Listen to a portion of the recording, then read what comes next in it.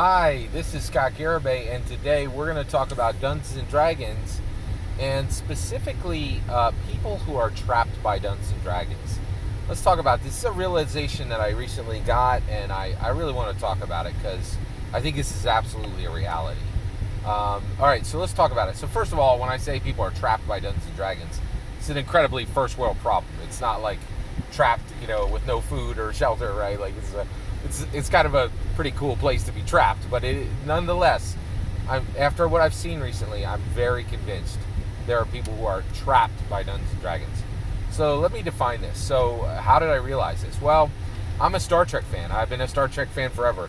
I have watched every single Star Trek show, series, live action and animated, that exists before the Paramount paywall. So that means I had not seen Star Trek Discovery, Star Trek Picard, and Star Trek Lower Decks, right? By the way, also, one distinction, like the Paramount paywall on Star Trek was a very big deal, because that means I'd watched no less than 6 series, each with, as many as 100 or more episodes in each series, right? I had watched all these series for free, but then the Paramount paywall came in, and it was very strange, because I was terrified by Star Trek Discovery from what I heard. I heard nothing good from fans who liked Star Trek, right? And so I was like, oh boy.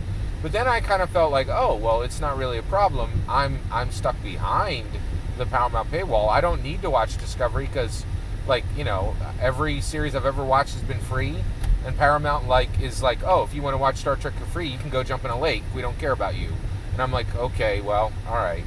But recently, Amazon Prime said, hey, do you want Paramount Plus for 99 cents a month, right? And I have enough wealth where 99 cents is functionally free, right? And I'm like, yeah, I'll take it.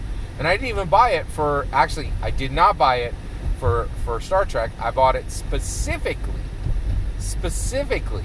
for the stand, right? But then when I got in, I was like, oh my gosh, Discovery and Picard and Lower Decks are here, right? So I started watching. I watched all Lower Decks. It was fantastic. I absolutely loved it.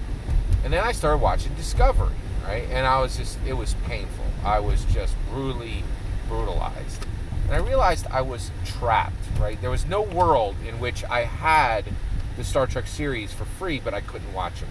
And I think people are in the same spot with Dungeons & Dragons. There are people who are trapped who will always buy the newest edition of Dungeons & Dragons because they have to witness it. They have to see what is happening. And so in this way, I have been trapped now by Star Trek. I have to watch every series until I die. There's no world in which I don't. And I think there are people that are just like this. There are people who will buy every single Dungeons & Dragons edition until they die. And I'm in that boat too.